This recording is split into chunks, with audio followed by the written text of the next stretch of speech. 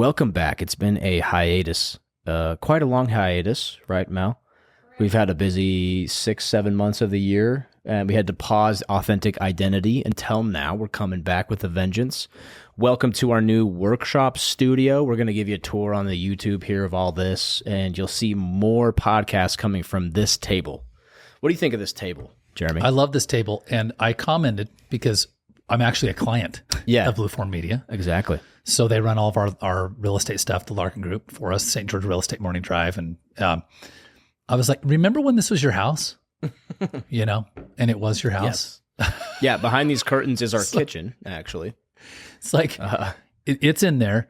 I actually dig this table because it reminds me of a Rich Roll's setup. Oh, really? I love Rich. Have you seen his stuff? Yeah. Yeah, Rich Roll. Is he the guy with the white beard? Or that? Yeah, and it's always dark. Right? Yeah. They always do full dark studio, black. Well, similar. But I mean, it's black. Yeah. But I like his setup. There's something, you were talking about the rule of thirds and how the eye works. There's something very visually appealing about this length, right? And it's easier. I mean, I feel like it's easier than you're kind of turning to your side to look at somebody. Yeah, it is. Because like you and Jesse, when you're in our studio, you're straight across from each other. For the Larkin Group content. Correct. But when we're at your place, we're still figuring out the seating there at your studio, which, by the way, phenomenal. It's so on brand. It's so wicked. Good. It's wicked. We're super proud of how compact we've made it. So, because that space, it can't just be a studio, right? It has to function as your lobby as well. So we're still dialing in some stuff there, but it's awesome. But I think the problem is you guys are facing this way, trying to look to your left. And so we'll figure out the seating and how the mic positions, right? Because we have a rule. The mic needs to be on the conversation side. So this would be a breaking of the rule because I'm trying to talk like if I was trying to talk to Mal. Oh, I see. The pickup, you can listen to this as I turn. Correct. Right. It picks That's up the sound. pickup. It's like, so that's one of our SOPs is that the mic's always on the conversation side. So if I was talking to you that way. And so we got to figure out how to do that with your, that with couch our setup. there. Yeah. But yeah, that's just some technical details there. But to continue the intro, I got Jeremy Larkin on here. If you don't know Jeremy Larkin, you should go check out his content on the Larkin Group and your new passion project as well, the Unchained podcast. Yes. And it's a very similar thread to this. And the reason I brought you on Authentic Identity is because Unchained is kind of about unpacking like your mind. It's becoming free from the things that bind your mind. And we talk about emotional, physical, and spiritual or mental chains that bind us, right? Exactly. And that's so in line with what this podcast is, with the Authentic Identity podcast. We're just here to find what makes a person authentically them. Like what can Jeremy Larkin bring to the table that not many others can or no one can? Because I think the reason we started this podcast, and Mal can back this up, but it was a passion project with two of my buddies, and they're going to come back later on. It was Mitch and Jared. They have just moved on and got other stuff going on, so I'm going to continue it. Yeah. But they'll come back from time to time. And I think they were able to measure in some way, shape, or form the frequency of certain emotions. And the biggest one, obviously I've already spoiled it, but the biggest one was authenticity by like 7 miles. It was like, under 1,000 hertz of this frequency measurement was everything else, but then the highest one was literally over 4,000. How, just for fun, because they measure it on some sort of a Geiger meter. I don't know how they measure it, but I know for a fact how this started. Yeah. Because there's a book, Letting Go of the Power of Surrender by David Hawkins. He was like the guy that originated this research. Mm-hmm. Here's my question is, how would you define authenticity? How would we define authenticity? Like, what does it even mean? I'm just curious. I think it's just tapping into your true self. And I think that's how they defined it as well, is when you're at ease and you're being your most original version of you. And you're not trying to put your best foot forward. You're not acting under a social pressure, or you're not conforming to someone else. You're literally just being you. And so they started interviewing these people, getting down to like their core interests. And when they felt safe enough to talk about it, and that one nerd in the corner's talking about Dungeons and Dragons or something, like D&D, man. Yeah, people, they just were drawn to the authenticity of it. So you can really kind of tell when someone's being real with you, right? But it's so funny you'd say this. I'd seen this video. It was these... there was some irony in the video because it was Instagram and it was these adults that are doing like cosplay. Yeah. Like they were all lightsaber people. Yeah. And look, we do giggle and we're like, holy cow, these are grown adults. These guys are nerds. Mm-hmm. And I laughed, right? And they were doing like a night ceremony where they all had their lightsabers. It's funny, but there's a really important point coming. And they all put them up. They're like, it's going to be Sir Blake Norton, and he had to walk underneath their lightsabers. Jedi Knight. It's so phenomenal. And they get to the end and said, what is your name? And he's like, Rilo, whatever he ends up saying, right? And they're all, I mean, you couldn't make it up. But somebody made a comment that was so good. Because everyone's like, what a bunch of dorks. These guys are grown-ass adults. Yeah. Somebody said, you're all just jealous that these guys found their absolute authentic tribe that they could be themselves around. And I was like, oh. That's what it is, Jeremy. That's like they're so geeked out that they were fully out in, like, it was a public park somewhere. There were a lot of people. If I were doing, I'll take Max the tripod down to Vernon Worthen Park. And often when I take him down, I'll take my yoga mat and while we're hanging out, because he'll chase the ball a bunch of times and then he'll just hang out and chew it. Mm-hmm. So I'm like, oh, cool. I'm just going to knock some yoga out. I will find myself feeling self-conscious about what someone thinks about me doing yoga in the park. Yes. Isn't that interesting? How innate that is? Yeah. I have a whole theory on that if we want to go down that road today. I absolutely want to go down that way because that's exactly... You might dig this. The opposite of authenticity is being self-conscious, is being retracted. Oh, I better act a certain way. And so I think to circle back to your like, how do you measure authenticity? Like, what is it? And I think it's just like being childlike. Yeah. And we lose that at based on the science research is like 3-4 years old. Yeah. We start losing it. Yeah. We lose more of it and more of it as we get exposed to more social conditioning.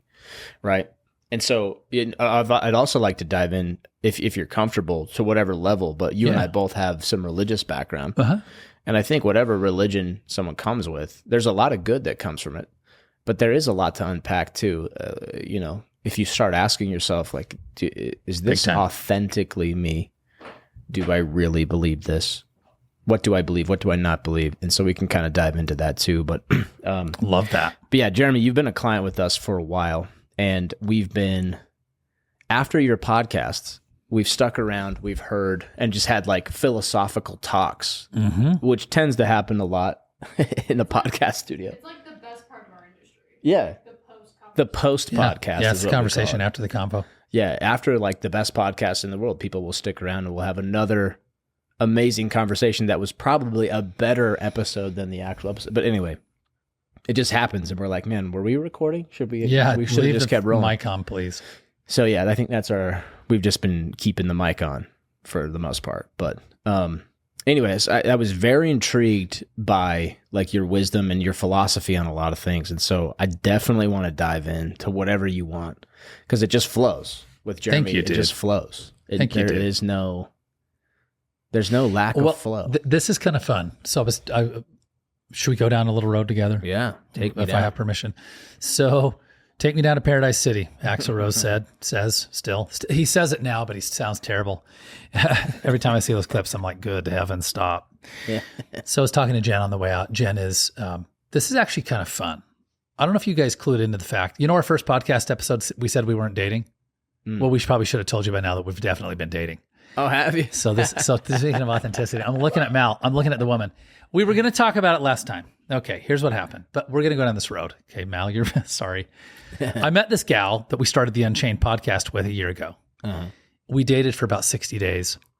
And then we said, let's just be friends. And then we started the podcast with you lovely people. And then the first episodes, we talk about how we're not dating. Yeah. So probably 60 days ago, which is in the middle of this, well after the first couple of filmings, shoots, we decided that maybe that we were being silly. And by the way, we didn't decide not to date because there was a fight. We decided not to date like in a completely rational, like, hey, actually I've been thinking, and it was almost like a mathematical, scientific, logical decision. Okay, so I'm talking to her on the way here, and this is all going to tie together. This will be kind of fun. So, because she and I have some really interesting religious conversations. And part of the reason we have interesting religious conversations is Jen is very active LDS and very open-minded and broad. Yeah. She actually hangs out with a group of misfits, which are known as ultra runners. Yeah. And from a religious perspective, most of them are like former LDS people. Yeah. And they're all over the Wasatch Front. So I'm not in the church. She's active. We're dating. Okay. So it brings up some stuff. So, but here's where I want to go, because I want to introduce something that's kind of biblical. And I started thinking about this when we started talking.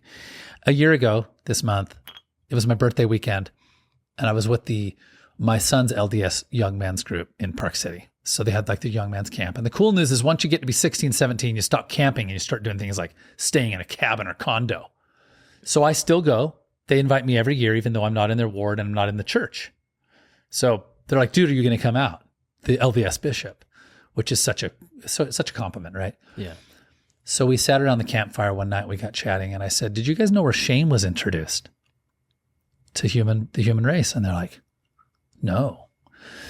So this is kind of fun because the Bible is one of two things. It's either completely true, other than it's been retranslated and screwed up. It's either completely true or it's not. And either way, it is a beautiful, instructive text. Can we go with that? No, 100%. If it's not true, it's the equivalent of the Lord of the Rings, Tolkien's books. Yeah. And if it is real, then cool. Irrelevant to our story. But actually, what's so fascinating in the Bible, I went on to share with these kids, I've dealt with a lot of shame in my life. A lot of shame. And people don't know that. They're like, you? Like, oh my gosh. I said, shame was introduced in the Garden of Eden. So if you read the text of the Bible, Adam and Eve are cruising around the garden and they're naked. But they're not cavorting because they don't even know that they're naked. They're just like, this is all they know. Right? Kind of like these dogs. Yeah. We've got, Blitz and Zelda here. They don't even know they're dogs. Yeah. This isn't logical. Like, hey, I'm a dog. You're a dog, right? So if you look in the garden, Lucifer comes in the story and he says, you guys should hide. You're naked. And they're like, what does that mean? They're like, oh. And God shows up and he says, Adam, where are you? And Adam had hidden, and Eve, and they'd hidden themselves with leaves. This is such a pivotal moment in humankind. This is the introduction of shame. This was when someone said, oh, I'm out of alignment. I'm out of line with something, so I got to cover my balls. Yeah. I got to cover my tatas. I got to cover, right? Okay. I set this up with the Bible is or isn't real. I'm not here to debate that. Yeah. Isn't this fascinating, dude? It's the introduction, and shame was introduced to the human race somehow. And we started saying, am I adhering to the standard of what people think? Is it okay for me to like play with lightsabers in a park? How awesome are those people, those geeks? Oh, yeah. And I'm worried if someone sees me doing yoga. Jeremy, is that you? I'm like, oh, I was just stretching. And what was fascinating is it was such the right moment to talk to these boys because they're like 14 to 18, 14 to 17. These are kids who are trying to do good things. They're in a religious structure. And I should make a disclaimer. I love the church in so many ways. I actually have this interesting, Blake's heard this. I don't have a negative position on the LDS church. I call it option C. There's people who are out and they feel negative. There are people who are in and they feel positive. I actually feel like I hold this kind of position C, which is like, I actually really like a lot of things about it. And my youngest son, 2 of my kids are in and 2 of my kids are out. Mm-hmm. And fully in, fully out. Fully. Right? Yeah. I don't know. Same parents, same mom, same dad. But but as I wrap this idea up, my 17-year-old, he'll definitely next year want to go on a mission. I support the crap out of it. I'm like, dude, you do it. I want you to do what you want to do. I support you going and doing good things at 18. You want to go talk about God for 2 years with the public and serve? What's the alternative? You could be like dicking around doing shit you shouldn't be. Yeah. Right. Okay. But these boys were around the campfire. These are kids who are like trying to be good. And this idea of being good, which is a whole conversation we can have around religion. But they're dealing with things like porn. You know, we can demoralize porn, but the bottom line is if you're a teenager and you're looking at porn, you're probably hiding it. Right. And so what a cool moment I had for them to go, whoa. And I said, and guys, shame is the energy of hiding. And if you look at this emotional frequency chart that that you open with, the bottom of the pyramid I actually know is shame. Guilt has a higher vibrational frequency than shame because guilt initiates change.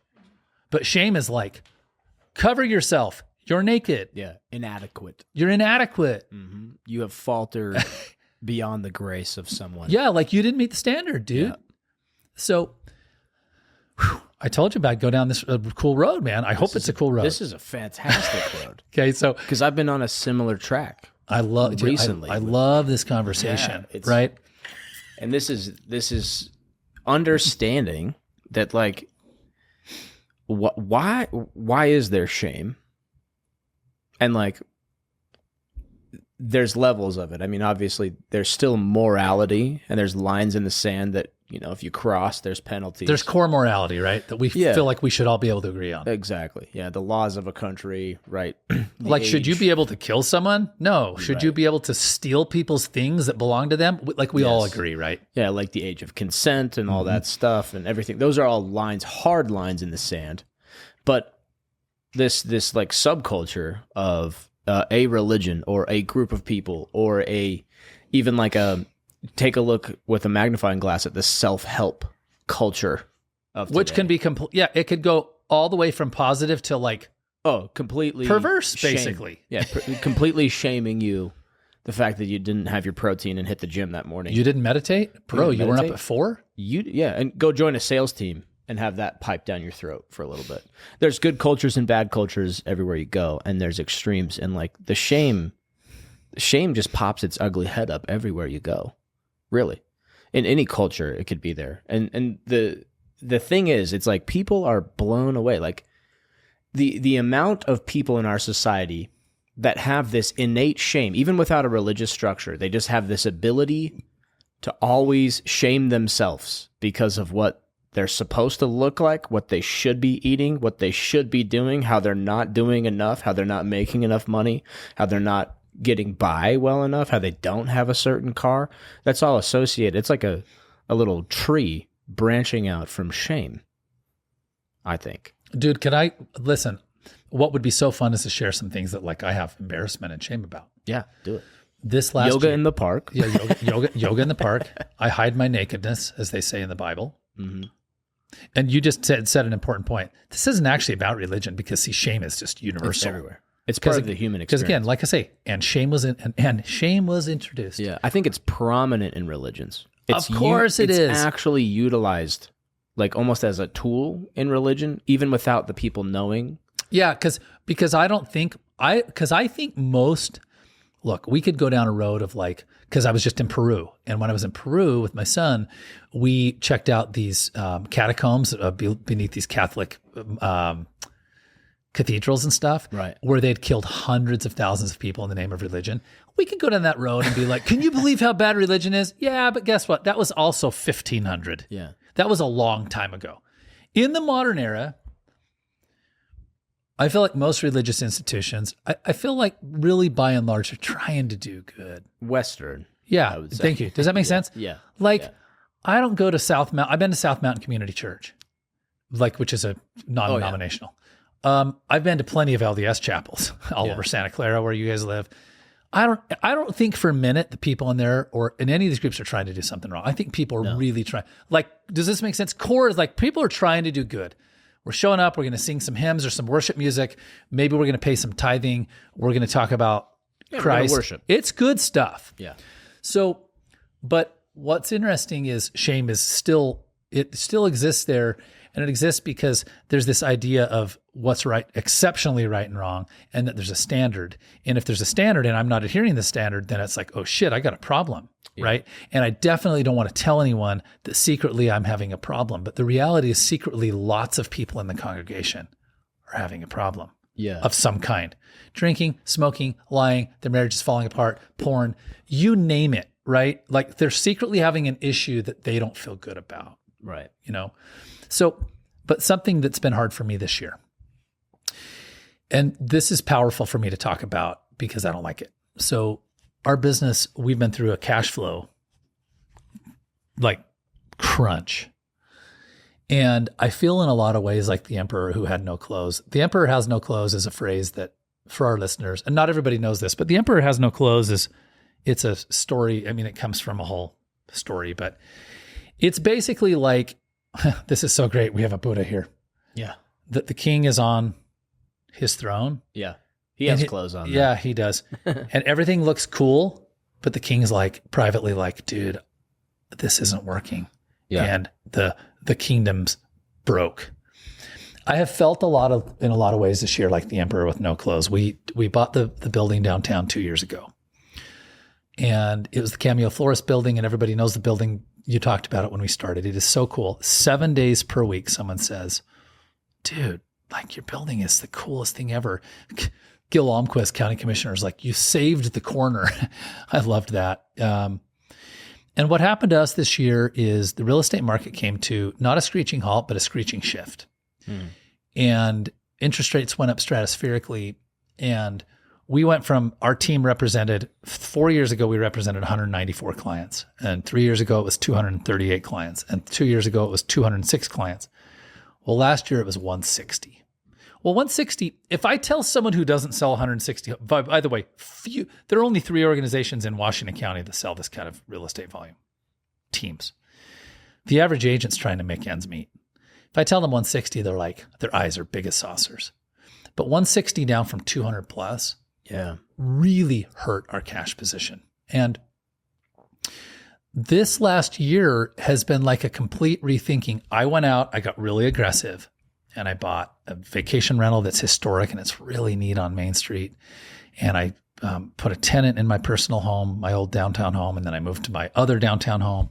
And then I bought the Cameo building, and then we renovated it. And then while we were renovating it, sales fell. And then while that was happening, interest rates went up, including the interest rate on the loan we were going to have. And then the building had $150,000 in overages. And suddenly I went from like feeling like I was the king of the world to I was the emperor with no clothes. Yeah. And it's been really hard for me. Listen, are we in business? Yeah. Are we staying in business? Yeah. Am I like behind with creditors? No. Yeah. And at the same time, like if you go back and review the list you just listed. Yeah. I had what I'm gathering. You have multiple homes, and you have had multiple homes, and you will continue to have multiple homes. And that position alone is a very coveted position that a lot of people would do. Yeah, people would die to have it. Right? Yes. And you're still I'm like trying to figure out how does the money work? Yeah. And there's still inadequacy even though you have Yes. Well, because here's what happens. Mm-hmm. In the one home on Main Street, it's a nightly rental. It's just like it's a passion project, kind of like the Unchained podcast. But what do I come to find out? Well, we can't cash flow it. Like we try in every way, shape, and form to cash flow it. If I didn't have a mortgage on it, it would be easy, but I do. Well, fortunately, I got that when the mortgage rates were in transition. They weren't up to 7%. But the payment on it is such that we book it and October, November, December, February, March, April, most of May, it's slammed. But over the year, we lose money. Mm. We lose money. Well, if you lose money, you have to fund it from somewhere. Well, I put a tenant in my old home and they paid great rent. Well, what happened was I took a home equity line of credit from that home and I went and I put that as a down payment on my next house and did some renovations that needed to be done. Well, interest rates went up on the HELOC. The next thing I know, my monthly payment on the HELOC is out of control. And I'm like pulling money out of nowhere to fund this stuff. Mm-hmm. And people are looking at me like I'm rich, right? Well, you're the Larkin Group owner. You have this building on the corner. And I think that there's an important cautionary tale in this. Number one is don't be impulsive in the way you do stuff, which we talked about on our program today, on our real estate program. But number two, just because things look a certain way when you're talking to someone, don't assume. Yeah. Because people assume about me certain things. And, we've sold this year, if there are realtors that hear this, 80 homes. This is a lot of volume. But still, dude, it has been painful. Yeah. That's what's actually painful. It's prompted a lot of our post podcast recording combos. Yeah. Is like that. That's why you're so fitting for this show, because there's only one setting you get with Jeremy Larkin, and it's just you're authentic. You're going to talk about what's on your mind. Dude. You're going to focus what's on your mind. You're going to talk about it. It's always front of mind with you is open. You're open with what is front of mind. And it's very admirable quality, by the way.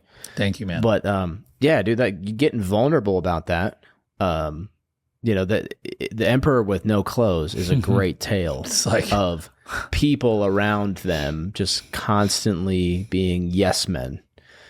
They don't want to, if they're avoiding shame by not telling the emperor that he's not wearing clothes and being the Correct. One outlier that could potentially we started this with wrong. Adam and Eve naked in the garden. See this transition? Yeah. It's great. And now they're questioning their own reality and their own processing of that reality. Like, I see this emperor who's naked, and I am so afraid of the social shame that could come if I'm wrong, that I might be wrong, even though my eyes are seeing it right in front of me.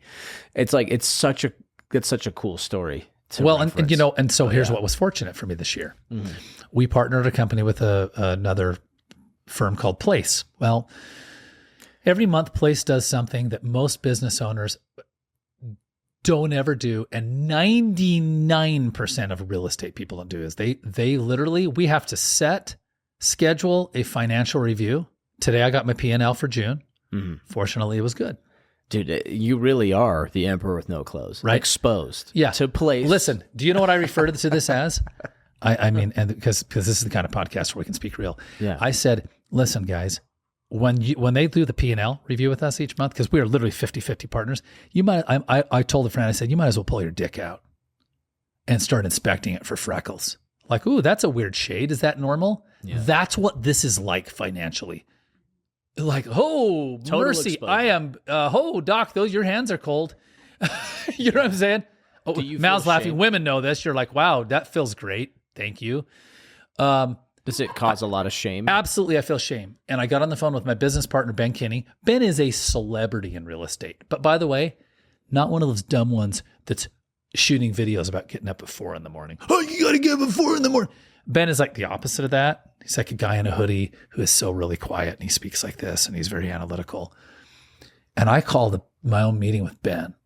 This guy is a gazillionaire. I said, we got to talk. And he said, okay, we're going to talk, schedule a Zoom, and we're going to go line by line. This isn't the monthly review. This is a Ben Kinney review.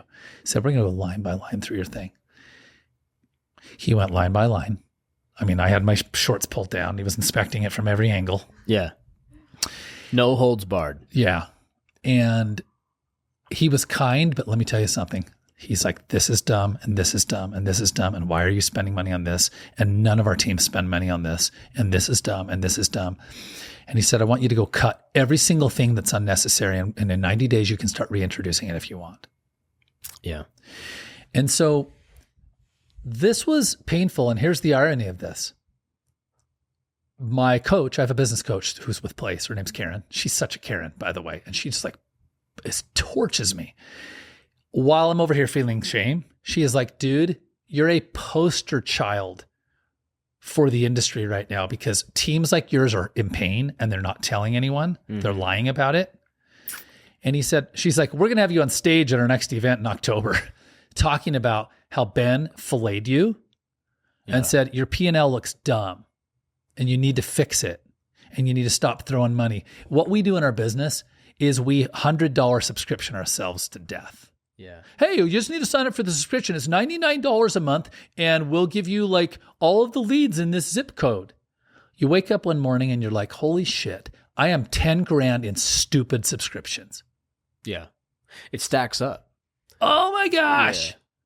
That was I mean, so as a business owner, you were feeling that shame. And I feel like a fool, dude. A lot of people aren't willing to feel that, though. So let me ask you, I'm going to propose a wild idea here. Oh, please. If you embrace shame and own it, I think it can turn into humility. You see that light right there? Mm-hmm. I'm going to answer this. The key light, did I get the term right? Yeah. How you deal with shame that I was taught in men's groups is you take a giant spotlight and you just put it right on it. Yeah, because it doesn't, in order for you to survive, like socially, because like, we fear social death because we get kicked out of the tribe and we're no longer useful. Bro, this is it. And that's our survival is linked to the tribe, right? Like, so if you get kicked out of the tribe, you're dead. You get banished into the wildlands, you're going to get eaten by saber-toothed tigers. Yeah. If you lived in an ancient culture and still in some cultures like in Africa, your life could end. Yeah. Yeah. Or a prison for us, it's like you're cast out. Good example. You're taken out. You're no longer socially acceptable. You've offended the status quo, broken the laws. You're not trusted by society. Like that's like social suicide or social death, right? And that like failure sometimes is that like that shame that but you're not letting it stay shame for very long. Because if you were shamed and if you stay in the shame, you're choosing to like not own it, not be humble and learn a lesson, not fix a problem. So it's shame until you choose to turn it into humility. And then that's how you fix it, the light shining on it. But a lot of people just stay and sit in their shame and they keep hiding and they keep denying. We there's a lot of psychological,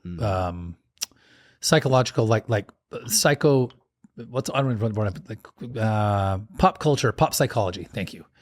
There are a lot of terms that are really popular right now and they get overused, but one of them is projections. Well, you're just projecting.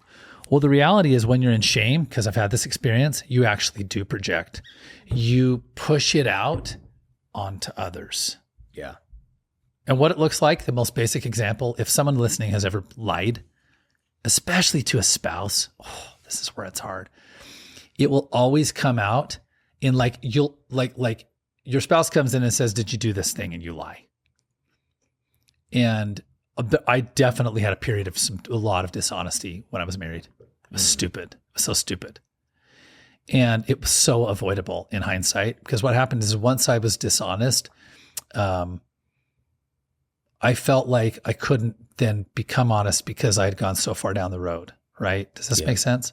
And by the way, guys, people lie in marriage about so much shit. I'm not talking about affairs. I'm talking about what you spent money on with your buddies. Yeah, right. You gambled how much again. Did you spend, and then you know what I mean. You bought another gun if you're a gun enthusiast, or another. You take $50 off the price tag to make it sound less hard. Honestly, it's crazy. So how it looks is if you've been there, I want you to think about a time when your spouse came and said, "Did you do a thing?" And you were like, "No." And by the way, why didn't you do the dishes?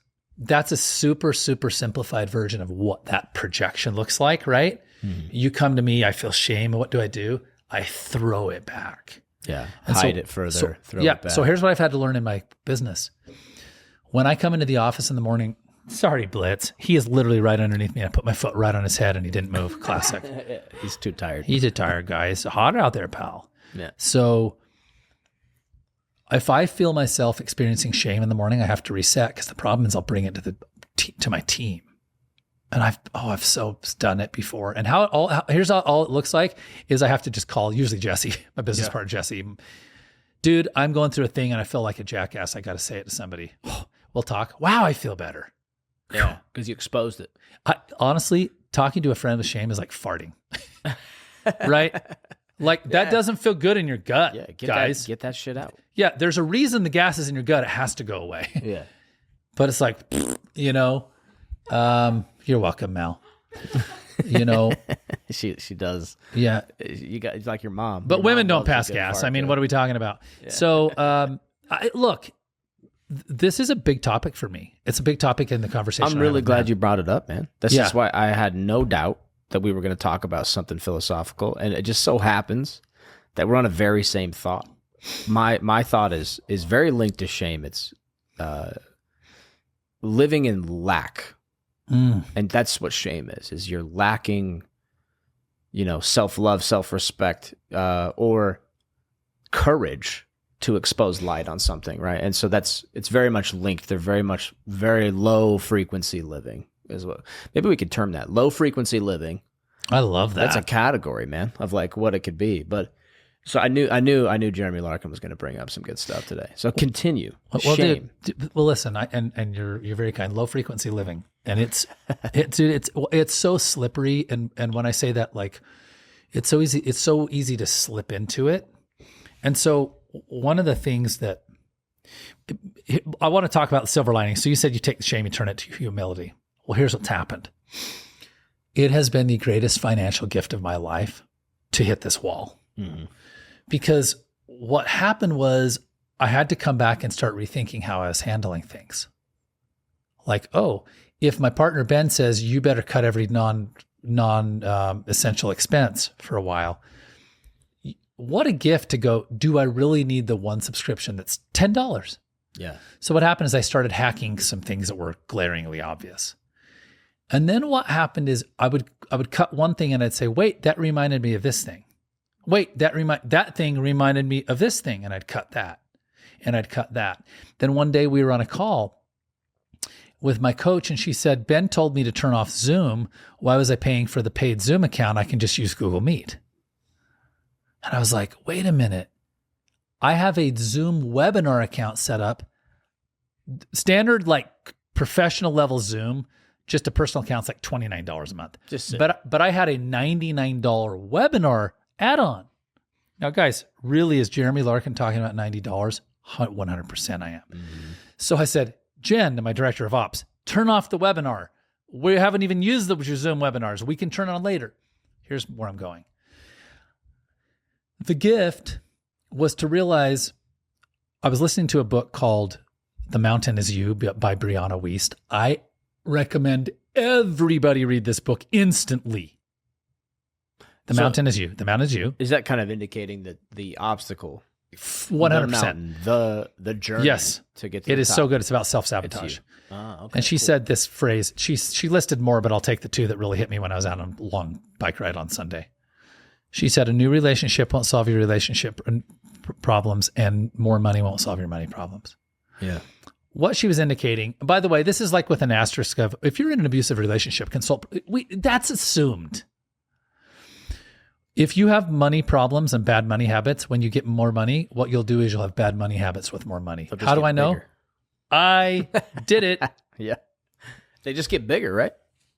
So if the habits don't change, right? So the silver lining is I said, I have to rethink every way I handle money. And the funny part is if you came into my world, well, you actually have been in my world. You've been right in my house. It's not extravagant. I mean, I paid $680,000 for a fairly large 1960 home. Like 680? Guys, that's barely above the average sales price. The average sales price in Washington County is 630. The median's 522. Like, you guys know what I mean. Yeah. It's like, I have a carport. There's not even a garage, right? The pool needs to be replastered, I drive a Kia freaking Sorento. I have a Ford F-150 that's been paid for that I bought. It's a 2016. Like, do you get what I'm saying? I don't have expensive watches. This is a Koros fitness watch. I don't have expensive jewelry. Are you with me? Yeah. Have I presented this? Yeah. Okay. I heard through the grapevine that you had like a diamond grill. Yeah. Let me show you this. Yeah. I absolutely when do. Your rap career didn't go as planned, you know. Yeah, exactly. So the reason I tell you this is I'm throwing money at the camera like they do. No one can prove anywhere in my life that there's anything that's overly extravagant. But the collection of my habits was so bad in so many ways, right? So bad. Does he mean like, does he gamble? No. Does he take out a bunch of, no. What I had is, what was called, she talks about it in the book, The Mountain Is You, magical thinking. So I'm like, well, I know this home on Main Street might not cash flow very well, but I'll figure out a way. Yeah. Do you know that sometimes that's dumb? Yeah. Like sometimes unbridled optimism. Yes. Yeah. Unbridled optimism. So if I can make an observation here, I think you are 100%, 110% a doer of things. Oh, I'm like, let's go. Let's take action. If you have an idea and it's 70 to 80% complete and it's resonating with you, you're going to like take action and figure it out, which is probably one of the most important things for anybody that's going to create, that's going to start, that's going to do something. Like, look at you own a company. A successful company. Like, honestly, guys, over 19. So, and here's the side note: over 19 years, we've been successful and made money about 17 of them. You know what I mean? We've sold 2,000 homes just for fun, and then we'll come back. We literally sell homes faster and for more money than the market average and have for 19 years. So it's been good, but keep going. Yeah, and so without that unbridled optimism and like a call to action like this. Like you get antsy if it's not progressing, which is like a salesman mentality, right? You've been in real estate. You're the quarterback for the thing to get done, for the thing to be successful. You're manifesting into existence, and if you're not there, it ain't gonna happen, right? And so that whole thing, I think very similarly to you in that regard, where if I'm not shaping it, it won't turn out like I'm gonna do it. Or how I want to do and what I love is you said if you're 70% on it, you're gonna go. Yeah, like that's actionable. You're and 60%. 70%. I think I know where you're going, but I will say one thing and then you can keep going. No, please. That is my best trait. Agreed. And ... The flip is your word. It's also your worst. That is the yin and the yang, right? You know, we talk about, I don't have a coin. I found a coin today and I thought it was in my pocket. You know, we talk about two sides. You know all the phrases we use, but we don't actually think about them. Yeah. Well, see, it's two sides of the same coin. It's literally two sides. If you think about two sides of the same coin, is like literally going, hey. Yeah. I always tell people when I coach them in my organization, it'll be like, if you came in and you were one of my agents, I'd say, Blake, listen, I want to tell you one of your greatest qualities is blank. And I'd say, and do you know it's actually your greatest challenge? Yeah. That thing. It's the same thing. So what happens for me, it looks like, as you articulated, this impulsivity is I got going too quick. Yeah. I was just too quick. I was like, I'm going to do this. I'm going to do this. I'm going to do this. I'm going to grab that. And do you know what's funny about it? We don't ever hear these stories because what Instagram, TikTok personality is going online talking about how they screwed it up? We only hear about the ones who made all the steps and it worked. Yeah. Aren't there 97 that it didn't work for? Yeah, probably every 100. Probably, yeah. So we only hear Joe P. Instagram personality entrepreneur guy. Yeah, man, I'm making $320 million now. I need you to come and get in with Dean Graziosi and I and Tony Robbins. And there are Lamborghinis behind them. Right. Guys, that they rented. Thank you. That is so, and let's even pretend that the guy made the money. That's not what's actually happening for most people. Most people tried and failed. Yeah.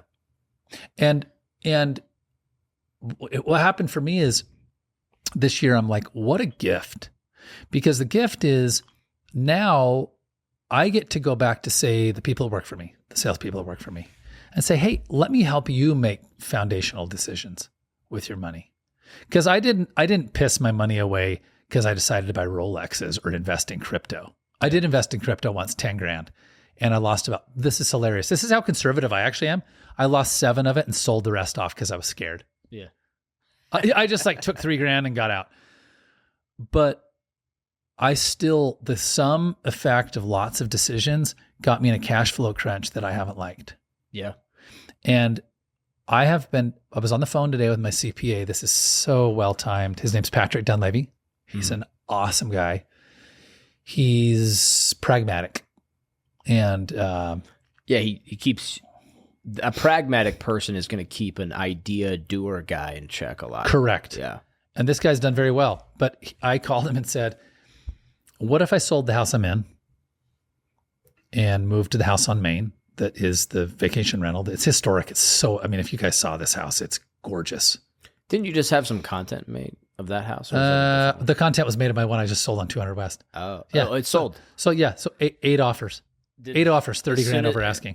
Okay, so isn't it fun to see the guy that postulates that he knows how to sell real estate take his own home and get 30 grand over asking? That's going to make for some great marketing. That's what I was going to say. We got to unpack that real quick. So you put out a really cool video. Thank you. Right? Was that Orson? Is that his name? No. So this was actually that video. This is fun. Yeah. That video was produced by a guy named Kyler Lemon, who is my daughter's boyfriend. Oh, he's the guy who's in your kitchen making TikTok videos. Yeah, he is. Kyler is a full-time videographer. He's the videographer for a family called Not Enough Nelsons, their YouTube channel. They have like 5 million followers. Okay, yeah. Here in St. George, 16 kids. Yeah, that's him. It's his life. Well, here's the fun part. All of the idea for it was mine. Mm-hmm. And I said, someone's going to walk in Judd's. That was my daughter. And then we're going to go into farm, and then there's going to be, and then. So you storyboarded it? We storyboarded it. They're going to walk into Judd's, and then I had the idea, and he made it look right. And there's going to be the sound of the jingle of the door, and then there's going to be the sound of the water and kids in the splash pad at Town Square, and then there's going to be Farmstead, and they got a kid steaming, like with the steamer. So good. The whole video was so and good. Then it's going about. Yes, your vision. Thank you. You're able to envision it and to make something happen. Yes, it already lives in your head. Well, I had this vision, and I said, then it's going to approach the house. At that point, everyone's in. And what was so fun is it worked perfectly. Because see, had we all actually just shown up at the house, people would have been like, oh, a real estate video. Yeah. But instead, they're like, Judd's, why are they walking into Judd's store? Why are they going in Farmstead? Right? Okay. We need to put a package together. Yes. Because the shots, everything that he was doing, obviously he's very talented. I'm like, the stuff behind me, we can do that. Dude, and he has all that also. He's got that all. We could. So and you want to know the funniest part? Some of the shots were done with the freaking iPhone. Oh, I'm sure. Because he was like, I don't want to get my gimbal out. You know what I mean? And the last shot, there's a shot that looks that there's it's actually a drone. It was almost dark going up 200 West, and you see the courthouse at the top. Yeah. And then it cuts. That was one shot. He flew up, turned the drone at the house, and we cut it. And then he flies at it. That was like last second. He's like, I don't even know if I have an SD card, but we'd been eating at Aubergine, and he and I and my daughter ran up and we got it. But look, here's the point. Once the video posted, you got 8 offers on it. 8 offers. 30 grand. 30 grand over ask. Yes. See, so it works, right? But the fun part is this. Why am I selling the house? Well, I'm selling the house because the domino chain that I set myself up for, because I made a lot of I was loosey-goosey with the way I was handling my money, really dictated, which is why the CPA comes in, that I was like, I think I have to be willing to do anything to right the ship. The ship isn't failing. If you went to our office, everything's normal. It's a functioning ship. It's just off course. It's off course, and I don't like this. I feel like I'm playing a shell game with cash. Yeah. Like I'm. So, is it going to be under this one? Yeah. And so 100%. If you could be there with me, it's scary. So I called my CPA today, and I said, "Okay, we're going to sell that house." So we decided to sell the house. So I spent 2 months prepping it. I lose the rent on it for 2 months. We set it up. We get 8 offers. It's going to pay off the mortgage. We're then going to pay off the HELOC that's tied to it. Then I have my house on Hope Street that I live in, and the Miles home on Main Street, which is the historic rental. And I said, what if I move to that house? And he's like, do you want to do that? And I said, not really. But what happened was he's really good at what he does. And we did what's called, and guys, don't tune this out, because stay with me. We did what's called a cost segregation. By the way, if you own an investment property and you haven't talked to your CPA about a cost segregation, you're dumb. Cost segregation, Google it. But don't feel shame about that. Correct. If you don't know. Correct. You are dumb. Well, and the reason I say it is because and it's actually set up perfectly, is because I was dumb. Yeah. And you're going to see the segue, well, dude. Did you know about a cost segregation? Did you even know what that was? No, and here's what happened. Because I got into pain, I started asking lots of questions. Do you know that we don't make any change until we're in pain? Yeah, dude, isn't that great? I got into pain. No gain. Yeah, and I was like, am I doing all the things I should be doing with all of my stuff? Mm-hmm. Well, why didn't your CPA tell you before? Well, the problem is your CPA has 100 clients or 200 or 500. They can't go around wiping your butt for you. No. Right? Like they're busy. Yeah. And so we cost segregated the house. Well, since we cost segregated, if I try to sell it right now, I'd owe the IRS a whole bunch of money, like 80 grand next year. Yeah, you don't want that. So Jesse came to me, which is when I went to my CPA, and he said, are you willing to do anything? I said, what do you mean? He's like, just to get yourself feeling confident financially. He said, would you be willing to sell the home that you're in that you love and you worship and move into the Miles house? And I was like, oh man, do you know what came up? My ego. But I bought the Miles house, but we had parties there, but people come there and they're like, oh, you have this cool mid-century home. Like nobody has a home with an orange kitchen. Man, this is so cool. Everybody has like a home in Little Valley and you have this really out of the box that matches your personality. All those stories popped. Mm-hmm. And then today, it took me about a month since Jesse, I postulated the idea and I called Patrick and said, what if I sold it? He said, you could. Do you want to do it? I said, no. But Patrick, I have to be willing to do anything to make this work the way I want to work because my business and the rest of my life rests on this. Mm-hmm. Painful, dude. You just nailed. You just, dude. You just. Glad you called me in today. That is. Excuse my French here. Hold on. Let me just Blitzy, cover your ears. That's fucking leadership right there, dude. Thank you. That's fucking leadership, dude. I get excited about that because I said the F word. Huh, yeah, Zelda's like. That's her trigger term. Was that dinner? Oh hi. Yeah. Yeah, I'm not mad. You know. If you say the F word, Zelda gets mad. I get angry about stuff about business at home and I'll go, damn it, or I'll scream. And Max. Yeah, he knows. Ears back. Yeah. He's like, I'm out. Yeah. But listen, that is one of the kindest things I've been told. That's leadership, dude. That's what it is. It's when you have to pay for your mistakes and it physically hurts, when there's pain induced, when you slay your ego in front of your team. That's true leadership in my book. When you kill your ego, in front of people. Well, this is so funny you'd say this because Karen, the coach, when she's like, "We're going to put you on stage," Place does an event called Built How. It's so awesome. By the way, Ben and Chris, his partner that put it on, they lose $1 million every year when they do it. Do you want to do a Larkin Group podcast of this event? I would love it. Because we're mobile. Yeah, dude. We'll be there. Probably be in Phoenix. They do it and they lose money because they just want to do it. And so it's not one of these events where we'll have you on stage and everyone will cheer. Yeah. No, what she means is they'd have me on stage on a panel to talk about falling down and getting back up. And right? And she said to me, Jeremy, you're a wartime general, and wartime generals make hard decisions. That's what leadership is, man. And I was like, wow, Karen. And you know what's funny? You know what also real leadership is? Leadership isn't being a tough guy.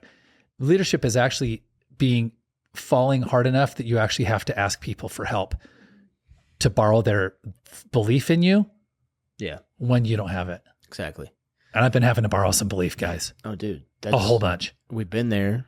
Not to that extreme, but we've been there. We, to be honest with you, since you've kind of filleted yourself open so authentically, which is perfect for the show. Mm-hmm. I mean, Mal and I, we almost lost our company in January of this year.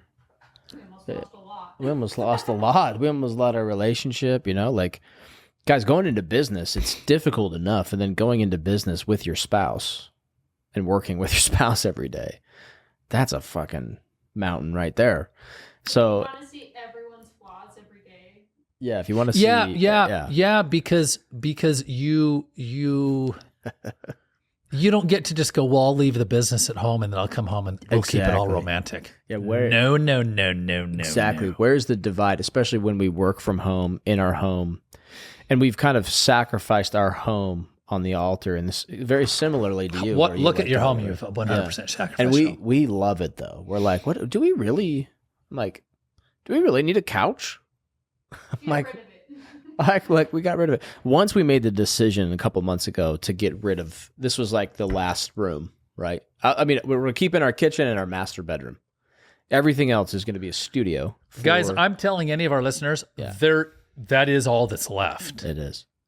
And it's awesome. Sweet Zelda. But this, we've turned this is our family room basically into a workshop for your media needs. Yeah, for your listening and viewing and podcast publishing purposes. Guys, it's actually pretty ballsy. So this was in January. Everything came to a grinding halt, more or less. Right? Yeah, we just had to hit the reset button. We had excellent clients, but we didn't have good relations with those clients. And we didn't have a good foundation of, we weren't protected. We had agreed to a lot of things out of being giddy and excited to offer a new service. The answer is yes. Whatever you want. Exactly. We were the can-do people. We could make it happen. We were doing it. And it was great for a while, but, it starts, if both parties in a business relationship are not happy, or even just in a normal relationship, if there's not clear comms, clear communication between those two, and we don't iron out those things, like going forward, the drift starts happening, and one person, resentment builds, right? And this is why we love working with Jeremy. We love working with all of our clients right now, because they tell us.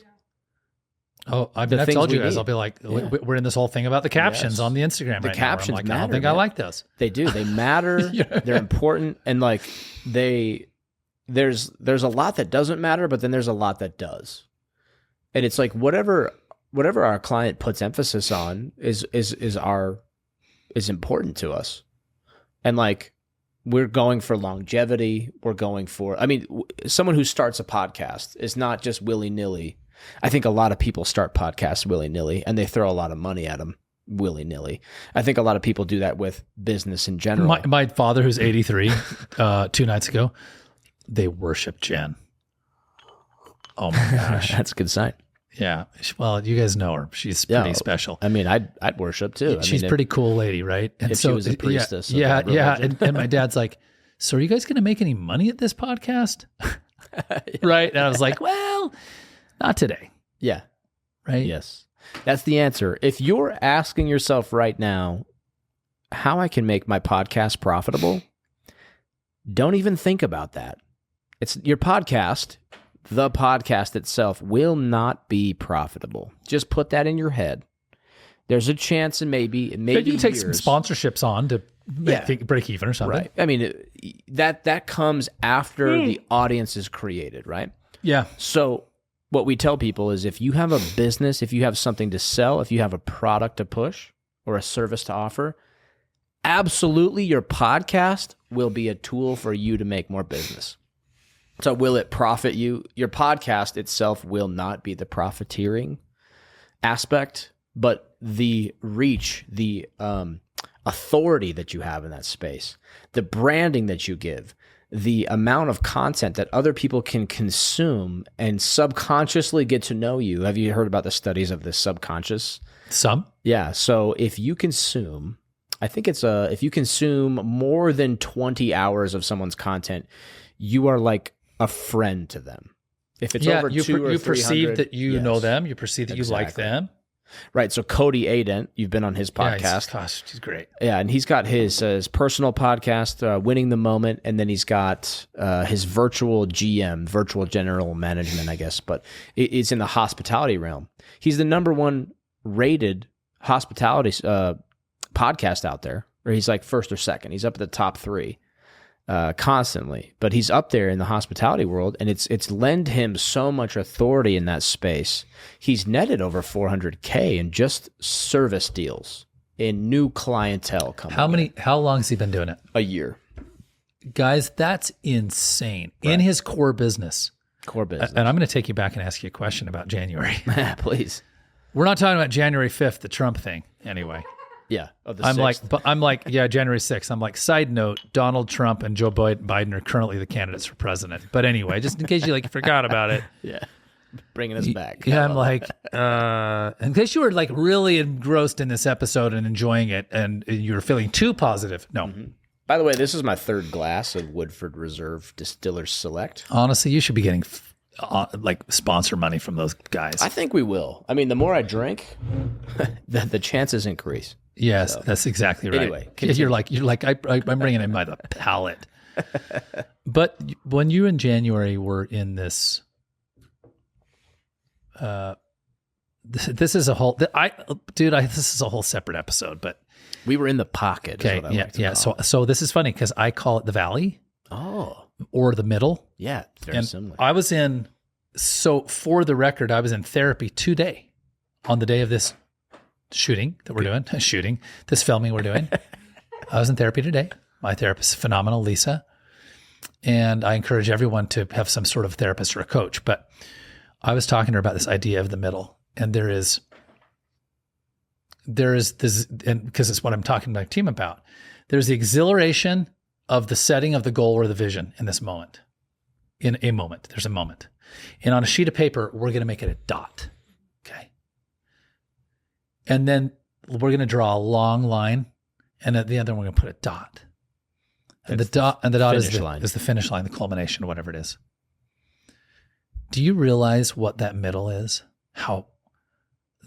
Is that not the absolute why most people don't ever get what they want in life, have the life they want to live? Because the gap between the exhilaration of the moment and the valley, you call it the pocket, is so painful. And it's so long, and it's so. We got talking about the Lord of the Rings this morning, in our team. And if you want to see a story, from this, they're in the Shire, like, oh, we're like little hobbits and like kids in the Shire, and we just have fun. To what they walked through to throw the ring in the fire at the end. Yeah. Like when you were in that moment in January, were you asking? I'm leading you a little bit, but were you asking like, dude, how does this end? All of it. Like, are we effed royally? Is our marriage, is our relationship, however you guys are structured, is that gone? Is the business gone? Are we gonna lose our, like, what was that feeling? Cause you're like, but remember we set the goal. That was so exciting. Yeah. I'm going to take a drink for this one because, something that I'm not super open with, but there's a lot of stuff that you come to when you think too much about certain things. You kind of draw things out to a conclusion that's probably not what no one would ever encourage. But when we were thinking about shutting down shop and also turning off the lights on the relationship as well, for a number of reasons and a number of things, and nothing too crazy, but the amount of pain that you feel in that pocket, like I always told my sales team and some other teammates, I'd be like, hey, stay in the pocket. Like just endure what you're supposed to. Like just stay in the pocket. The only way is through. Sometimes it gets so dark in there, and it's not even the darkness, it's just the exhaustion. I feel like I've lived too many lives. I'm like, I feel old. I'm 35. I feel like I'm fucking 90, dude. Listen, Lord of the Rings. By the way, are you a Lord of the Rings guy? Oh, hell yeah. Do you know what my gamer tag is on video games? Oh, please tell me. My name is Daft Hobbit. Oh my gosh, Daft Hobbit. My unofficial call sign or nickname with some friends in the military was Hobbit because I was short. I didn't have this beard, so I had to shave. I just looked like a hobbit because I was short and hairy. Size 16 hairy feet. Exactly. Right? Well, here's why I'm asking. We're not going to lose this thought. You said you feel old. Do you remember when in the very opening scenes of the first movie, right? Yeah. The Fellowship of the Ring. Right. That they're talking to Bilbo and he says, I feel thin. Yeah, exactly. I was thinking about Bilbo. What an interesting moment, dude. Yeah, you remember when he sees him later? Because he's been on the earth at that point for like hundreds of years because the ring kept him young. Yeah. But once he let go of the burden, and then he was in like Rivendell. And Frodo sees I got the chills, dude. When he said, let go of the burden. He looks like way old. Like he's on his deathbed. Yeah, he aged. He's super aged fast. It just hit him like a train. That's kind of what I feel like. I feel like Bilbo, right? I feel like, man. And so, so I'm not proud of this. I do feel some shame towards this, but yeah, a lot of veterans and a lot of guys I know, like, we just kind of draw a conclusion. We're like, there's a way out. 22 every day. Yeah. 22 every day. Unfortunately. That's the number. Yeah. And there's things and people that I have in place to call and there's an SOP to follow. But sometimes, man, it's like, it's understandable. It's like, man, that would be a sweet release. Because I wouldn't have to think about, listen, you talk about the shell game I've been playing. I mean, because I own several entities. Yeah. And I literally, this is going to be on the internet. Oh, dude. I literally was pulling money and move it from this one to this one, this one to this one, this one to this one, this one to this one. Very advanced version of whack-a-mole. Dude, it's so funny. I've even said whack-a-mole. Yeah. So what I'm saying is I actually really appreciate that you felt that. I think it's very common for a logical, especially a problem solver, a creative problem solver. I've read a lot of books about, well, not books, I'm sorry. I've read up on a lot and listened to a lot of podcasts. See, we say stuff like that, which isn't really true. Yeah. But anyway, a lot of like hyper creative people, and I don't think I'm hyper creative. I think I'm creative, but it's easy to draw conclusions like this when you have a logical thought process about something, and you're like, well, I could solve the problem, right? Mm-hmm. And I could just exit. Mm-hmm. And like, I'm kind of over the shame that's associated with that. I'm over like, oh, it's less honorable and stuff. And I'm like, man, like Japanese culture, like that was just a casual Tuesday for them, that was honorable. You lose the battle, or you failed at something, or there was dishonor involved. That was the solution often. So I understand. Yeah. I understand and I sympathize with that. And that was about as dark as it's got recently. But it comes and goes. But if you stay in that pocket, that valley, if you stay in it, and you're just actively giving your life force and your energy to find a solution, a lot of times that shame or that despair or whatever it is that's coming there, it will take form, and it's usually through a lot of humility. Today, I see you, buddy. I see your sweet face. Max is going to smell all of this. And he's going to be like, you've been cheating. You've been somewhere. Yeah, that's funny. I didn't know about it. Okay, there's a thought that I'm having. Let's see what a good conversation we're having. This is great, dude. Jesse and I were talking today about, I'm speaking on his behalf, but he's very public. He's, oh yeah, he's coming on the show next week. 20 years sober. We're talking about alcohol, but you got to remember, guys. I won't drink it. Yeah, this is hilarious. Yeah, this isn't about whether drinking is morally appropriate. This is like it didn't work for him, right? Right, and there was a lot of more than drinking going on in his life. But he is one of the most philosophical, dude. You're going to have a sick conversation with this guy. I'm excited. He feels like when you hit the valley, that little gap, that pocket, if you'll hold on, that's when it actually gets very interesting. Yeah. And my therapist today said, Jeremy, you're right in the juiciest spot. Yeah. But what we do is we turn away, and we turn away in a variety of ways. You could turn away by taking your life, right? Yeah. But most of us don't take our lives. Oh, yeah. We turn away by drinking too much. We escape. Yeah, escaping. Social media too much. Spending too much money. Eating too much food. Gambling too much. Traveling too much. We escape. Watching TV. We turn away. And Jesse says, he always talks about, this is when you turn toward. This is when you run to the fire, right? You know what I mean, right? Yeah. And so I realized that, dude, I love what you shared. What a beautiful heartfelt thing to share. I realized that Jen and I were talking, yesterday. We do a lot of Marco Polo, and she called me in the middle of I was in the middle of a stream of consciousness. I said, "Damn it, Jen, we can't talk on the phone. I'm in the middle of a stream of consciousness. I can't talk to you. I have to keep saying it on Polo." She said, "Fine," and I hung up and went back to Polo, and kept talking for like 15 more minutes driving through town. Yeah. Because I was in a mode. And later she's like, I'm glad you did that, because actually I didn't have time to talk anyway. So I said to her, something has been set in motion and I'm not sure what it is yet. We need to have Jen on here, by the way. Guys, I'm telling you, I'd like to interview Jen. She's so incredible. Oh, man. And she is the kind of woman, let me tell you how she's perceived in her world. She would never say this, but I know. Her friend Elle, because Jen's an ultra runner, her friend Elle did the Moab 240 last year. That's 240 miles on with your feet. Yeah. Okay, it took her 4 days. You have 4 days to complete it. There's a video on Elle's Instagram of when she came into the last. What you do is you get a pacer, and the pacer does two things for you. Number one is they quote unquote pace you. Don't go too fast, but don't go too slow.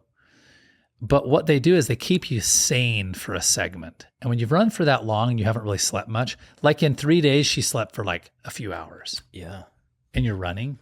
Guys, this is like Navy SEAL type torture, totally, right? Dude. That's not normal. That's a pocket that I'm familiar with, and I can. Yeah. That's where the military says, "Hey, embrace the suck, brother." Yeah, and she climbed probably like 50,000 feet of vertical. Dude. Do you hear this, dude? Yes. Okay. So there's a video that Elle didn't release. She didn't put a lot of this stuff out until like months later, and it was an Instagram post, and it was a carousel type post, so you could swipe through and look at the videos. Yeah. And I'm getting the chills again. But she comes to Jen. Jen did the last 45 miles with her. By the way, that is that astonishing? And Jen's like, "Oh, I just did the last 45." Did you hear the word "just"? Oh yeah. She tries to downplay it. 45. Guys, most of our friends are like, I did the St. George Marathon for 26 miles on a road with this aid station every 2 miles. Yeah. This is not like that. Okay. When Elle sees Jen, dude, it makes me emotional. She starts to weep. Really? Because she comes to this checkpoint and there's Jen. That's how Jen is seen in her circle. Mm-hmm. Like people are like, everyone needs one of these in their life. Oh, totally. You know? And so what she's become for me is, this is kind of how we got into this relationship romantically again. We're like, wait a minute, we're best friends. What are we doing? Yeah. Wait, why are we best friends and we need to go find another partner? I can imagine this is how Jeremy did it. It's like, hey, Jen, we're best friends and also our genitalia is compatible. Bingo. So, we're like, there is chemistry here, right? Yeah. I love that. Yes, I love this. Thank you. Joke. That was my joke. But it was beautiful. I could see you guys like coming to this logical conclusion because I've had the pleasure, so has Mal, with producing your Unchained podcast. Yeah. And I think there was an episode too, Mal, where we were like, it feels like they're dating. Oh, this is hilarious. Okay, but maybe we weren't at that point. But maybe we weren't then. Here's what's so fun. She has a characteristic that I've only met actually 2 people. Well, I've met others. I've only met 2 that have it at this level. And my father, I'd love you to meet my dad sometime. Oh, I love that. Okay, my dad. Have him on here. Yes, he is. Guys, this is what people say about my dad, and Jen has this quality. He's interesting because he's interested. Yeah. Have you guys noticed how Jen was interested in you when she came here? Oh my gosh, she made me feel like $1 million. It's such a guys. It's not a put on. No, she actually wants to know. It's authentic. It's so I can't make it up because I'm like, Jen, I'm antisocial. I'm antisocial. I don't want to talk to anybody. Yeah. You and I probably have that. Well, yeah. Well, you give so much energy out to create something or to lead or to direct or to correct or to whatever. Sometimes at the end of the day, you're just spent, right? And that was a huge thing for us. Not in January. January was the pocket, but like the precursor. You had your own January 6th. Yeah, exactly. Yeah.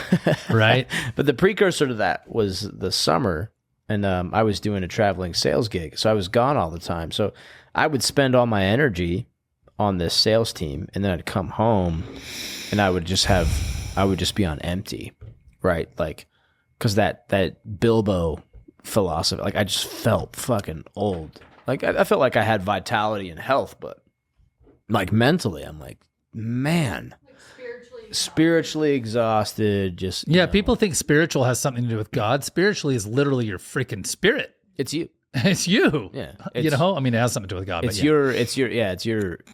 It's your higher being, really. And that's another topic we can get into. Man, like we might have to do episode 2. Yeah, we might. But anyway, yeah, Jen's mastered that because if you want to sell somebody, if you're genuinely interested in them, it's just a way to influence. It's a way to bolster. I have to when we go anywhere.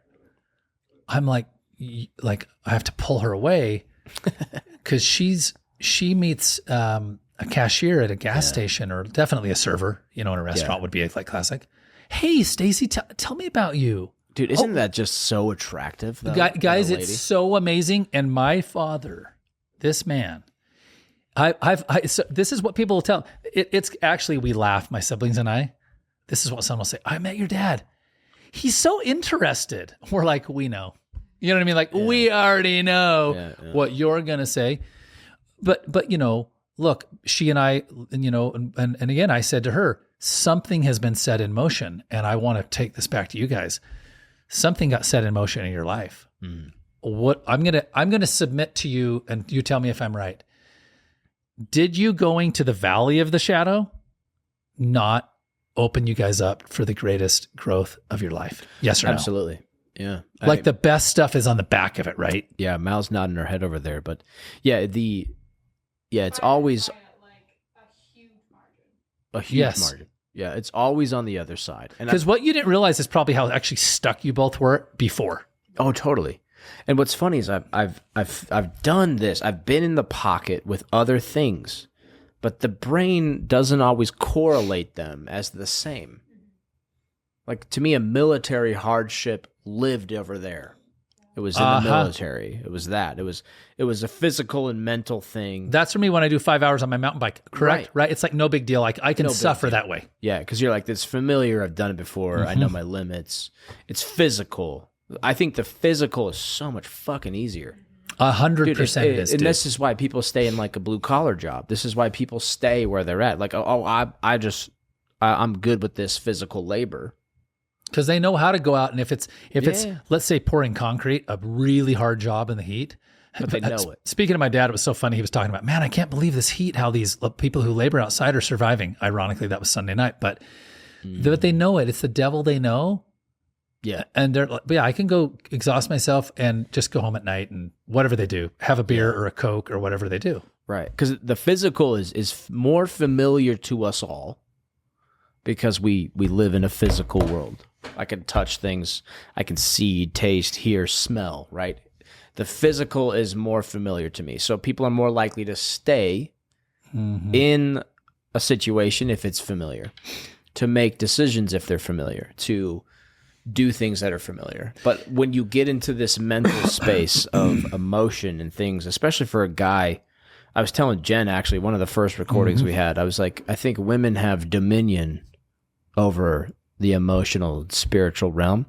And I think men have dominion over the physical realm. We're definitely wired differently. You can't argue it. No, exactly. And we balance. It's the yin and yang. I think it's meant. Like I crave a feminine presence. Like not like, there's aspects of it like visually, like when Mal gets dolled up, Yeah, you're like, you're stunning, man. Right. The woman you're attracted to gets dolled up or looks feminine. You like, it's a boxer dropper, not a panty dropper. Yeah, for sure it is. Yeah. For sure it is. It's a boxer dropper. But I don't. It's a whitely tighty. I don't even wear boxers. I free ball. Yeah. Well, I wondered every time I was looking down there. I'm like, doesn't look like he's getting supported. You know what I mean? Yeah, I like it, dude. It's like being naked in the pool. Briefs are way more supportive. Yeah, briefs are more supportive. Yeah. Are you a briefs or a boxer guy? I'm more of a brief guy. Yeah, I'm a brief guy. I really am. I prefer it. I really do. I prefer you briefs. Just be active. I prefer briefs, but also I'm a cyclist, so imagine I put on like compression spandex. You got to take account for those things. Dude, you have to. You have to. Listen, this is fun, and I know that we're going to run out of time. Oh yeah. Okay. That's always the problem with these. I really believe that for both your business and I mentioned it, but I want to circle one more time. I believe I'm a big time relationship guy. I am. So is Jen, by the way. So we are students of relationship and of human kind of literally of human nature. Very apparent. Yeah. Like this is why we started Unchained. Yeah. I fully believe, you were never, ever, ever, ever going to realize your personal potentials individually or your relational potential until you had the breakdown of your whole world. Guys, so in the book, the mountain is you that I talked about, she calls it positive disintegration. Yeah. Is that a wicked phrase? That's so good. But it has to disintegrate. Yeah. So it can be reformed into like. You gotta get down to the studs. To the studs, down to the studs, yes. Yeah, it's got to go down, to the bone. But dude, like, we're so dumb as a species because we don't draw parallels. We're like, oh, this is different, this is new, and we like freak the fuck out again, like, and then to the point where I'm like logically like, man, I'm tired, and like the solution is like suicide. You know, if this has failed and this has failed, and I failed this many times, and I feel this much shame, because I was like, what was the killer for me was like, if I end a third marriage, because I've been divorced twice, this is my third marriage, and we've accomplished more than I've ever accomplished with anybody, by the way, with Mal. Just with our goals and success and lifestyle creation. But I'm like, if I fail again, I'm like, there's so much shame. I don't even think I should be here. So that was like, and the funny thing about that is that was based on the very introduction of our conversation, some sort of a societal standard. Yeah. Facing the music of what the tribe will say. I dated a gal for a period who's actually Jen's friend. That's the hilarious part. Also an ultra runner, who was married 4 times, and since I dated her for a minute, and then that was a year and a half ago, she's now remarried for a 5th. Oh wow, that's just. I mean, that's pretty. It's ballsy. Like, well, that's what Jen and I said. We were like, way to go. Can you get back for another at bat? Well, and it was interesting to talk to her about it. She had really resolved her shame around it. Like it wasn't she wasn't shameless. Because see, shamelessness isn't good. Yeah, I don't even think that exists. I think, but you know how people are like, "Oh, I'm just flippant. Like I don't care what anybody thinks." She had just really not resigned. She had resolved this to say, "Look, I know it doesn't look great. We got 2 dogs wrestling, which is nothing better than 2 dogs wrestling. They're about to play." She had resolved it. She had said, "Look, I know it doesn't look great. I know it's an absolute red flag. Duh. You know, I know I had a part in it." There are a lot of reasons that these marriages ended. And the interesting part was she was really actually quite positive about 3 of the 4. Yeah. She spoke pretty highly, you know? And so, but what I'm saying is guys, we have to resolve and as we put a bow on this. Yeah. What I had to do with my business and my finances is I've had to say, can I be okay with anything to fix this? And being okay with anything to fix this is twofold. It's being willing to maybe surrender assets, not surrender as in foreclose, but like sell assets that I didn't want to sell. That's one way. And the other would be, would I be willing to be like, have people go, well, why did you move? What's your deal? Why are you like, because I felt like I friggin' had to. Yeah. Because I felt like I had to right the ship. I felt like I had to get things straightened out. Yeah. And against any risk of someone thinking that's dumb. And here's the irony of this whole thing, because we talked about the success of my business. People who know me in my world, in my real estate world, would say Jeremy Larkin is one of the greatest real estate salespeople and really like telephone salesperson people we've ever met. And ask Jesse. I am skilled beyond so many ways, but I still am a human. Exactly. So even though you could hire me right now outside of our business as for like in a sales coaching training relationship, I still made mistakes in my financial world that I'm mopping up now. Yeah. Isn't that funny that the two can coexist? Like they can. And I can still train you on how to manage your time, how to manage your prospecting day, how to manage your CRM. While at the same time, I'm like, dude, I got to figure out my money. And again, like I say, market changed and we saw our cash go down by a third. Yeah. That didn't help. But hey, chill out, guys. Be angry puppies. Yeah. She's antagonizing. But the reason why, Jeremy, is because the mountain is you. Isn't it, dude? It never ends. Like the great joy I've found recently is that nothing fucking matters. When you're honest with yourself, we made up that it mattered. Yeah, like the numbers in your bank account are just existing as zeros and ones. And all the money in the world you will not take with you when you die. That dope floral print shirt, which I'm jealous of, because I Bad birdie. I rock the floral on time to time, but Yeah, that you won't take that when you die. The houses, the cars, the grill from your... They're just things, dude. Yeah. The freaking diamond grill. Yeah, from your failed rap career. You won't take that when you die. Nothing. I love what you're saying. As a matter of fact, I need to hear it today. Yeah. I need to be reminded this is just stuff. It's all stuff. And the only true gains in life are from knowledge and experience. Because I've come to this conclusion, and maybe this will be a part 2, but the only thing that I think is real is that progress is meant to happen. I don't care what God you believe in. Doesn't matter what's out there. I believe there is a higher power for sure, and I believe that progress is the goal. 100%. If progress is the goal, then reincarnation is 110% true. Because you and I have limited senses. I can only see, taste, hear, smell, and that's it. I don't know what's happening across the globe. I don't know what's happening behind closed doors in the White House. I don't know what the fuck is going on. I only know what's real and tangible to my reality. So therefore, I can only learn what Blake Norton can offer me in this whole life. And you're like, is this it? Is this it? Because if I'm Mormon, I believe this is the one life I get, and then I'm going to be either in hell or I'm going to be a god. Yeah. I'm like, that's if if you were Hindu, you would have a thing. And if you were, it's like think of all the people on the planet that have their thing, or if you were into Buddhism, like, I think Buddhism makes the most sense, by the way. But I actually really dig it, and it would be all you know. Yeah, because your life, as much as you've learned to this day and age, and all the experiences you've had, it's still inadequate. Yeah, man. You have to live again. If you're I really love this. I really do love this, and so it makes it kind of mellow things out. You're like, man, I'm just here to gain experience and knowledge, and when you can step back from all the stress and go. Which means that the people that have failed the most are actually the richest. Correct. The people that have failed the most are actually the richest. True richest. I shared with one of my guys. I'll say this. It's kind of my parting shot. Yeah, let's do it.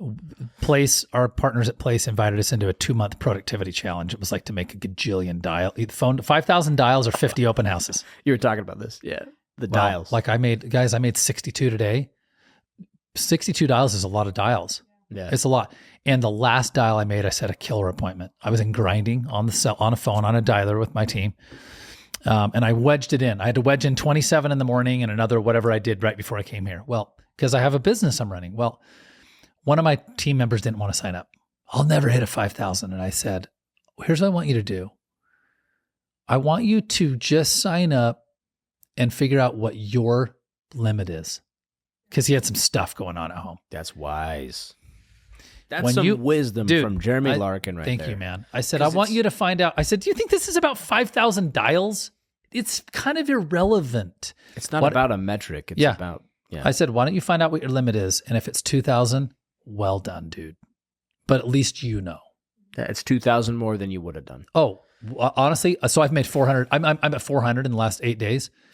I probably made 100 in the previous 8 days, and I'm at 400. Okay, so yeah. Like it's that, Yeah, and see, that's the thing is like we set these goals and these numbers, and then if you don't reach them, there's just so much innate shame, especially around the sales community. Oh my gosh. Metrics weren't hit, shame, and that's fine. And I think that's important to like push for progress. But you have to disassociate from the outcome really and be like, a step forward is a step forward, man. Mm-hmm. Because I was in the door knocking business, right? So, a door knocked that is a win. Mm-hmm. So that's interesting, brother. Amen to that, yeah. But let's definitely wrap it up though. But we could talk all night with Jeremy Larkin, man. This is the outcome. What you guys are seeing is actually a mic'd up version of what's been transpiring for months after recordings. If Jeremy's got a couple extra minutes, it oftentimes turns into an hour. I love this stuff, man. Yeah, I'd rather do this than sell anything, dude, all day long. It's I think you're at that point in your life too, man. You just have a ton of wisdom to offer. Like that is some great leadership advice today, guys. Being vulnerable is not a weakness in leadership. There's moments where it can be, I think, when you're facing extreme danger or war. Mm-hmm. You don't want to show any weakness. Yeah. If you're convincing someone to charge a machine gun for you probably should be pretty fierce. Yeah. Fierce. Get in there, soldier. Yes, exactly. There's times and places, but when you're just leading, you're leading human souls, right, to unlock better ways of living, unlock more resources to enhance their lifestyle, to gain more experience, to mellow out, to chill out, to undo. Because what money or income for me is resources, not to live how I want. Fuck that shit. That's been said so many times. Yeah. Resources and financial stability are time purchased back that I can unpack all this bullshit. What a cool way to look at it, man. Yeah, look at all the bullshit that's out there.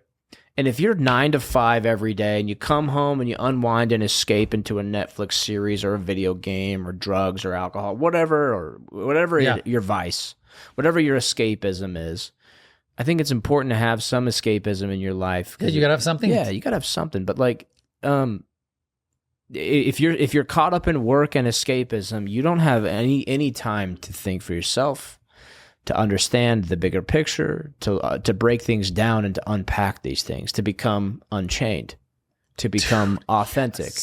Yes. Nobody has fucking time for that. Nope. So financial freedom gives you that time back. And that's why people go fucking nuts, because they can't just sit with their thoughts. We literally so they got to go start another business. And they got to grind and hustle culture. It's like, just chill. It is so difficult. The therapist I used to work with, his name's Steve Allred.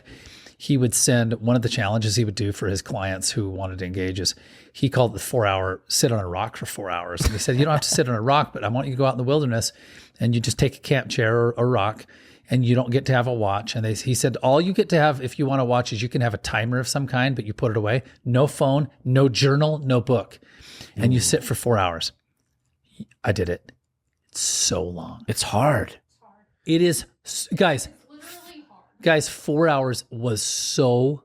I've told this story a million times, but the summation of it was, I was like, I went through the craziest like cycling of thoughts in 4 hours. I was like watching jets fly over. You know what I mean? Like I started analyzing birds. Like I started obsessing about the birds. Now I was you're throwing observing rocks. your reality for like. So, yeah, it feels like sometimes for the first time. It's hard for us to sit still, but yet we have to have that time. Thanks for having me on, bro. Oh, dude, thanks for being on. And I'm sorry, I've had, this is my third glass of Woodford Reserve Distiller Select. So if you want to, we should probably get sponsored. But I want you to. This has been great, Jeremy. Thank you so much. I got a little buzz going, and what a great combo. I'm high on life, as they say, Mal. Tell the audience where they can find Jeremy So Larkin. You can find me. You can find us. So on the business side, we're the Larkin Group. It's actually on my hat today. I was wearing this. Yeah. The Larkin Group. Google us or go stgeorge.com. But people just Google the Larkin Group. On my personal stuff, I actually run two different Instagram accounts, really. I mean, I run several, but Jeremy Leon Larkin, my actual name, we talked about it once. When I got that handle, I was like, I got my full name as an Instagram handle. Jeremy Leon Larkin is like my personal, and it's public. I don't have it locked down. Nice. Or at Larkin Group for the biz. Yeah. Excellent. And then if you're looking for more of a philosophical side of Jeremy, like we discussed today, the Unchained podcast. The Unchained Holy podcast. crap. Yeah. With the Unchained podcast. Jen Lambert. She's so cool. And go listen to their stuff, guys. She is a warrior of a woman and knows how to suffer. It's impressive. You guys are both endurance athletes, I would say. Yeah. And you guys have a really interesting take on stuff. We really appreciate you as a client. We appreciate the energy that you bring in here. And then also, dude, the things you're unpacking and the shame that you're overcoming. You wield shame like a Jedi wields a lightsaber, dude. Yes. They're going to knight me. Exactly. Yeah, like the What is your name? You shall be known by. I'm going to be just like the nerds on Instagram. Jedi Knight Larkin. Oh my gosh. Yeah. But anyway, that's a wrap on Authentic Identity. We're back in the saddle. So strap in. Peace out, people. Yeah, that's it. Cheers. Cheers.